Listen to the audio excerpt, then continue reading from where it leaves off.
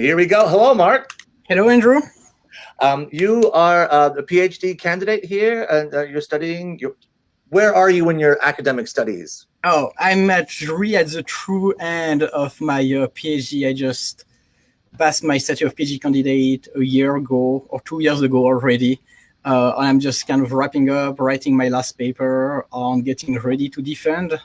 It was one of the prerequisites to be on the Mosaic expedition, which is this amazing project, which the aim is going to freeze an icebreaker in the Arctic for a full year.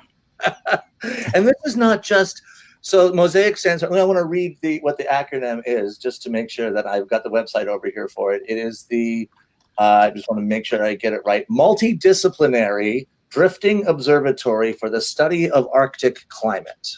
Yes. And it is on an ice. It's on a ship. The ship is going to be off the coast of Alaska, up in the Arctic Ocean. Not really off the coast of Alaska. It's just going to be drifting from north of the Kara Sea, the north of the Russian coast, all the way through the Arctic Ocean, more or less close to the North Pole, and then going to drift out in between Greenland and Svalbard archipelago. They're just going to set the ship out, no motors, they're just going to let it float? So yes, we're just going to motor in, go through where the ice is creating when the ocean just begin to freeze, move a bit, finding a nice, beautiful piece of ice, anchor the ship on this piece of ice, and freeze on it. And then we are just going to drift through the ice. That was a nightmare for explorers back, 200 years ago to get frozen in the ice, and now you're doing it on purpose. Yeah, that used to be a nightmare. The only expedition of such type, kind of large scale, was the Fram from Friedrich Nansen back 150 years ago, who did more or less the same drift. So it's going to be interesting to have some comparison, a century and a half of difference. Why do this research? Don't we know a lot about sea ice already? Why even go up there and study some more? So we know about sea ice, but what we know about sea ice, so the long-term survey we have on sea ice, it's often land-based, like at Utqiagvik in Alaska, in Svalbard, in Nunavut, in Canada, where you can fly to a land base in winter, just go snow machine out, or maybe take an helicopter. And that's going to be your long-term study that you can have. But it's kind of relatively close to the coast. The answer is if you want to go more in the Arctic Ocean, you need to have an icebreaker or research vessel, and that's really running from spring to fall. And besides some very rare occasion of sampling in winter in the middle of the Arctic, there is no long-term record, a full year record of one piece of ice in the Arctic. On this expedition is we are going to anchor a piece of ice, and we are going to float with this piece of ice during 12 months. So we are going to see what happened to that piece of ice during a full season. And that is there is no such data set currently in the world. Are you going to name the piece of ice? You can make is it going to be Mosaic Land or Mosaicania? No, we don't really know if we are going to name it. I know there is a small, I say just a camp where we are going to have all the instrumentation near to the ship. Is going to call it, I think it's a bit, I don't know, it may get another name, but currently it's Ocean City. Ocean. So you are part of a team from IARC and from Fairbanks. How big is the Fairbanks contingent? So the Fairbanks contingent is going to be 6, soon 7 people. So there's a new faculty member on the CIS who is going to be on the ship. Currently there is 3 people in IARC, 2 people in the College of Fish and Ocean Sciences. And there will be the next person will coming in November will be with the Geophysical Institute. So you've got sections. So it's a year-long expedition, and you're going to be 3 months on the ship? So it's not exactly 3 months. The 12-month expedition is subdivided in 6 legs. I will be on the leg 1 and the leg 5.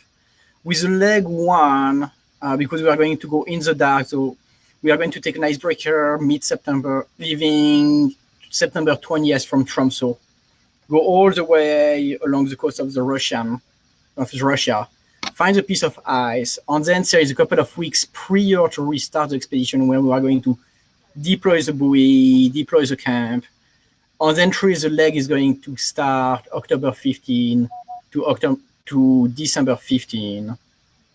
And then they plan to have a 3 weeks icebreaker journey back to Tromsø, where we should be back around January 4th. So there's sections laid up. You get in, you get out. They bring you there, they take you home. They cycle it out to get as many research teams on the ship as possible, I would imagine. Yeah, it's more kind of most of the researchers do not want to spend. Just imagine you spend 2 months on the boat plus 2 months of training on each side. It's going section of 3 months. And that's beginning to be a long time for researcher to be on the boat. So they kind of want to try to cycle out. And some people are really just interested just on one part of the time where they kind of want to see what is happening, even if all the work we are doing on the boat is going to be collaborative effort. I'm going to restudy sea ice on what is happening in the vertical extent of sea ice, but I'm going to really work on that project for a day and a half during the week. The 4.5 other days, 5.5 other day, I'm going to be working for other team. So they're using the resources there to make the most of it. Like you'll do the stuff, you'll collect the data that you're particularly after, share it with everybody else after you found it. Yes. You'll also get to meet and collaborate with other scientists that are studying other things and be part of their research teams. Yes, and that's kind of it's really exciting because there's something I know about it, but I never went end on. So it's kind of great. And I also got the other part where I never have been leading 4 or 5 scientists. I'm just going to lead those 5 scientists on the Monday for the coring effort. And then for the other day, I'm just going to be following and just learning about new stuff. That must be one of the big draws for all of the people throughout the world that are going to be going on Mosaic, is to do the stuff, do your work, but then, because I know that science is so collaborative. You have ideas. The ideas come from other people's work. You work together. You publish together. You collaborate over the years. Are you looking forward to building these relationships? Oh, I'm really looking forward. I think it's exceptional. We got that chance just to work with some other scientists. I know there is also another point of view in the scientist community. Some people just are going to be up there and say, oh, crap, I will wish I can do my science for 2 months just for myself. But in the same time, the goal of the project is really just to have these year-long record, and because we are not going to be on the boat the whole year, if you want to have people collecting your data for the 2 or 3 legs, you are not going to be there. You also want to collect data for those people. It's kind of an exchange kind of work in between scientists. And I think it's just great. I know at IARC in particular and at the Fairbanks campus, the data and the information that has been collected here at the university is shared with scientists all over the world. Like collaboration is key for Fairbanks-based researchers. Yeah, definitely collaborative is just, I think it's a great thing, especially right now, because I have the feeling we kind of went away from, oh, you just discover some new thing, kind of, oh, I'm the first scientist on sea ice, what can I do? And you just look at basic measurement. And right now we can just go more in details. And I think it's kind of what is exciting is just what something I was just recently talking with a colleague, and I was talking about that and I say, yeah, and I just discovered that from bacteria. And I say, oh, that's really cool. We may need just to try to figure out to work at some point together because it's just great. I will never thought about it. On what the bacteria is doing on the sea ice, it may have some influence on the sea ice microstructure. So there is also this kind of in on the back from science that if you are just in geophysics, you are not going to see the influence of biology. And when you are just in biology, you may not think that much about the microstructure of the ice and how much it imports. But this is going to bring everybody together. And you can't help it because you've got nowhere to go. You've only got to be with those people. I talked to some researchers. They spent some time in Antarctica, and one of the things that they said was there's presentations that happen on the base in Antarctica when they're there. Are you going to be presenting about the work you're finding as you're finding it? I don't know. We kind of, it's a bit of black box because we've been just trying to plan as much as possible. We know we are going to have lots of work. I have the feeling if we end up to have some weather day, it's too cold, it's too windy, you cannot go out, we may end up to try to do some presentation. I know there is a large team that's going to study snow, and I've been doing some microthermography of sea ice. So microthermography, it's like when you go to the hospital and you get an IMR. So it's the same for sea ice, and you can see what is the porosity within the ice. And they do the same with the snow. But I never look at snow. So I'm just going to go and say, hey, can you just show me the tools you are using? Can you show me what you are doing? Just learn more. Have you learned enough? I mean, you're at your PhD. When are you going to be done learning? Yeah, but I'm in my very small corner of geophysics and sea ice with some crude oil. That's kind of where I am as a PhD. I'm very specialized. I kind of like to learn what is around the sea ice. I study sea ice. I'm really looking at the sea ice.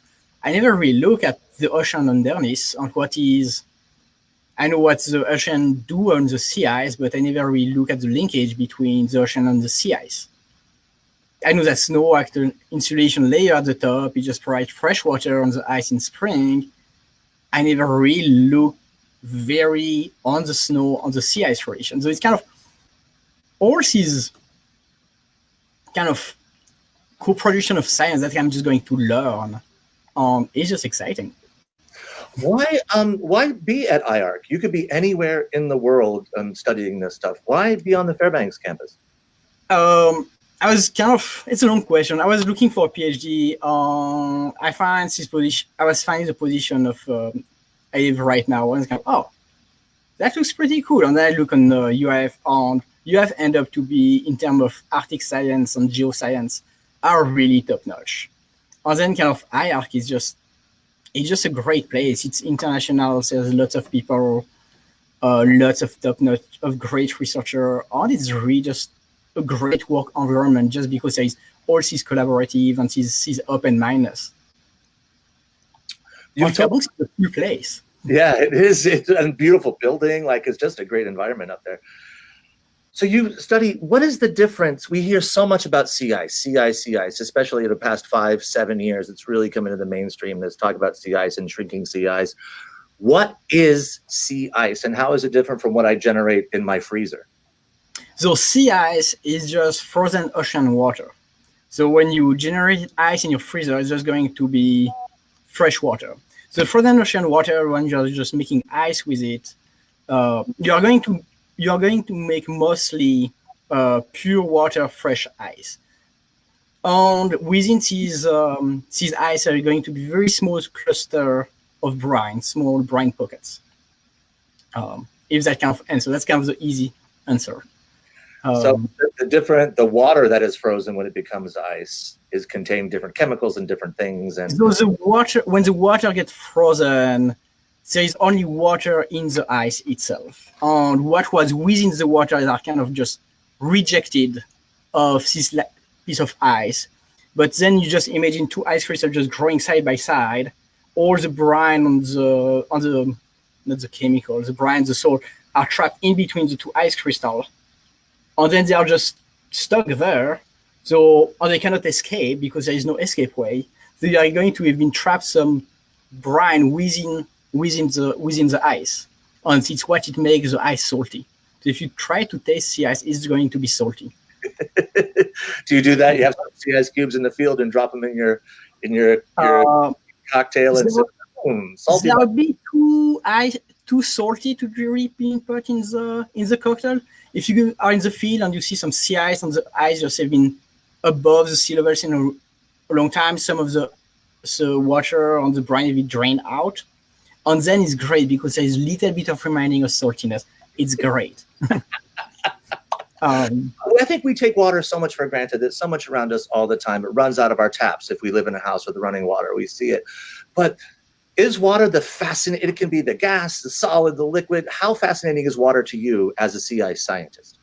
It's kind of in sea ice, unless you are below minus 40 degrees C or minus 40 degrees Fahrenheit, give or take, there will be always a very small fraction of liquid inside, which is going to be very salty.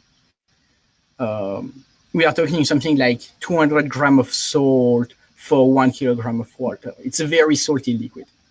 And it's a very teeny pocket also. And that kind of making interesting because this presence of salt as the ice grow in the winter, these pockets are very small, they are not connected to each other. So the sea ice is is almost impermeable. So there's nothing can just really move through the ice.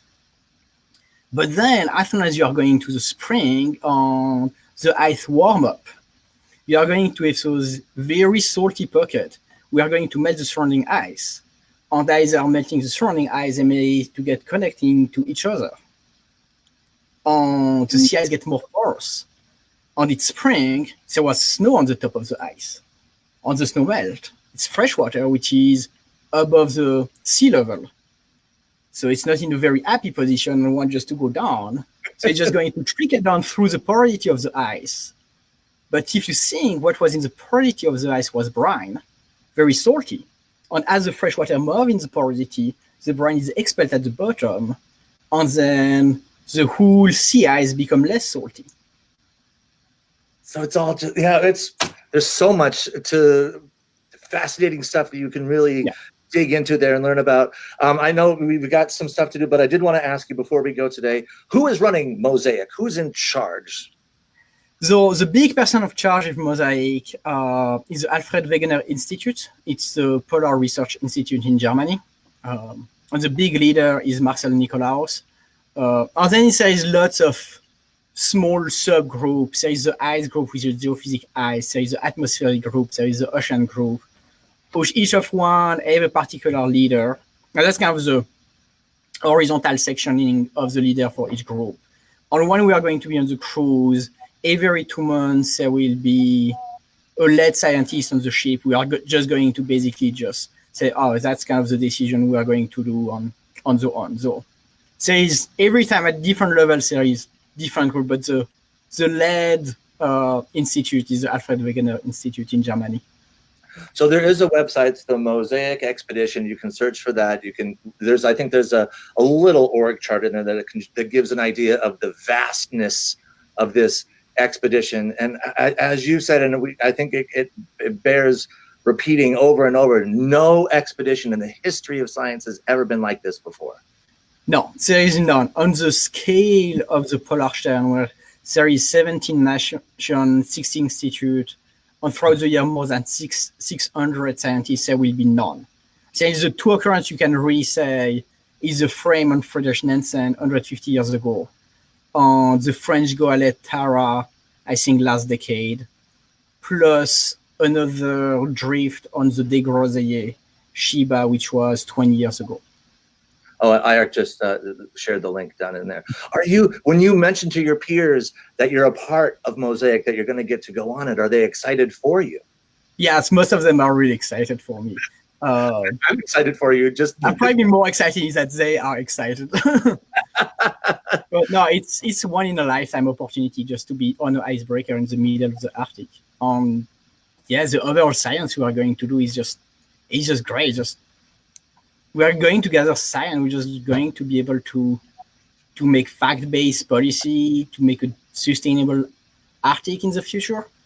And that is very important. I think that's the last thing I'd like to talk about just briefly is science before policy. Scientists want to get the best data they can to policymakers. And this is going to really push some of that way ahead, especially as the Arctic continues to thaw. So you're going to get some real good data to share with the nations of the world about how our planet is changing. Yes, and that's really the ultimate goal of Mosaic is really just understanding the Arctic climate to have better forecasts, could be weather forecast, it could be sea ice forecast, understanding how the food chain work in the Arctic. There will be, I think last year there was the Japan-US binding agreement forbidding any commercial fishing in the Arctic Ocean until there is more scientific study to know what is happening and how it's going to be influenced by the global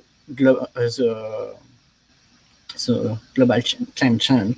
it's kind of it's what is important. It's just going to be gathering data and making products to just take orders, can just make policy on with the most up-to-date data we have currently. And even, yes, you're going to have stuff to work on for years after you get. Yeah, definitively. It's going to be lots of that, an absolute ginormous amount of data that we are just going to gather on. Yeah, it's going to be really impressive.